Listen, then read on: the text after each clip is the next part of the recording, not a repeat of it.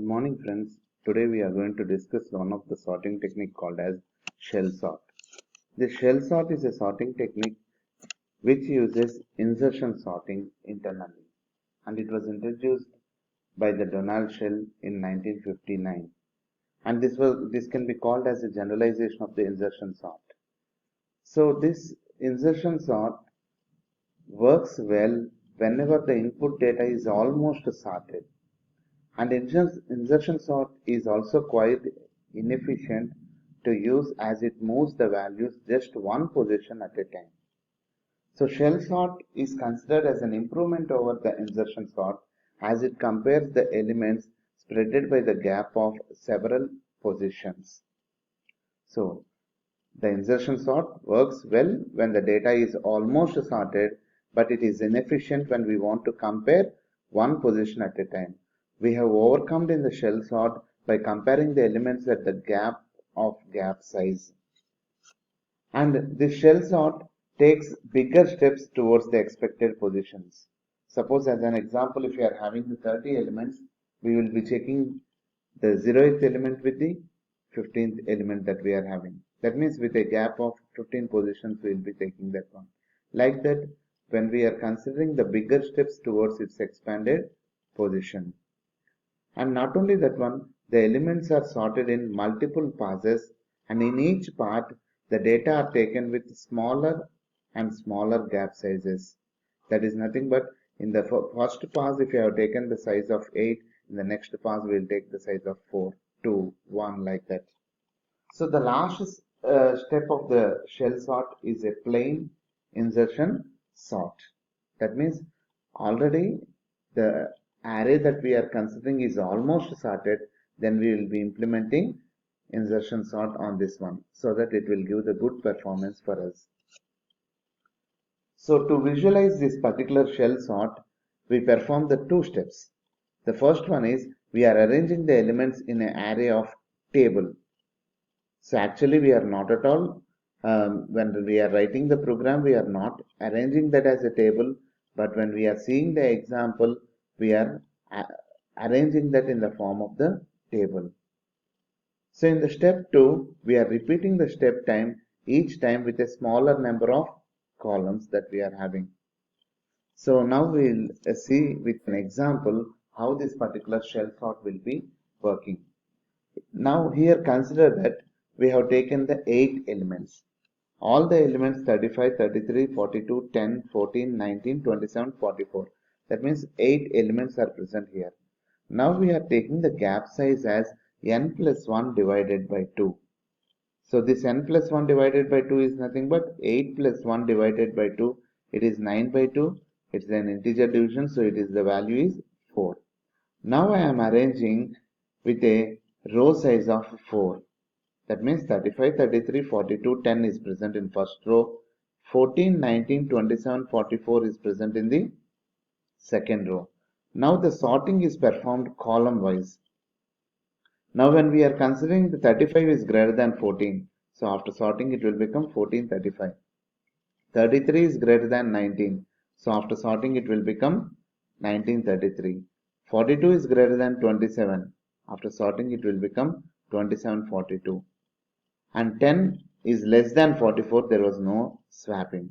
So after the sorting, we'll take it as one list: 14, 19, 27, 10, 35, 33, 42, 44. In the first pass, we have taken n plus 1 divided by 2 as a gap size. And this is the intermediate list that we have got out of this one. So this is the way in which internally that is happening. So 35 is compared with a gap size of 4 with 14. 33 is compared with a gap size of 4, that is 19. 42 is compared with a gap size of 4 with 27. And 10 is compared with a gap size of 4 with the 44. After swapping those elements, this is the sorted array that we have got. That is 35 is swapped with 14, so 14 came first. 19 is swapped with 33, 19 came first. 27 is swapped with 42, so 27 came first, and 10 is like that only. Then afterwards, the next pass that we are taking. the previous gap size plus 1 divided by 2. The previous gap size is 4. So I am taking 4 plus 1 divided by 2. That is 5 by 2. It is 2. So the elements are arranged with a row size of 2. 14, 19 in the first row, 27, 10 in the second row, 35, 33 in the third row, and 42, 44 in the fourth row. Now as usual, like in a column wise, we are performing the sorting. So 14, 27, 35, 42 already they are present in the sorted order only. Now here if you see 10 is less when compared to the 19. So 10 goes to the top and 19 will come here. So output is 10, 19, 33, 44. Once again I am combining all the rows. 14, 10, 27, 19, 35, 33, 42, 44. So this is the way the comparison is happening with a gap size of 2. 14 is compared with 27, 19 is that is 14, 27, 35, 42. All these 4 are present with a gap size of 2. 19, 10, 33, 44. They are present with a gap size of 2. Now in the next iteration, the gap size is considered as a previous gap size plus 1 divided by 2. 2 plus 1 divided by 2, that is 3 by 2, it is 1. All the elements are present in the single column. That is, the row size is considered as only 1. Now insertion sort is applied on this one. If you see this particular array, this array is almost sorted because only 10 is swapped with 14, 19 is swapped with 27, 33 is swapped with 35. Only very less number of swappings will be happen because whenever we are getting the gap size as a 1, it will be almost in a sorted order. So then afterwards we are combining all the rows and we are getting the output of this particular thing. So when we are comparing this one, it will be 10, 14, 19, 27, 33, 35, 42 and 44. These things have been combined. This is the sorted array that we are getting. Now if you see the algorithm, initially the flag is placed as a 1 to specify whether it is sorted or not. A swapping has been happened or not.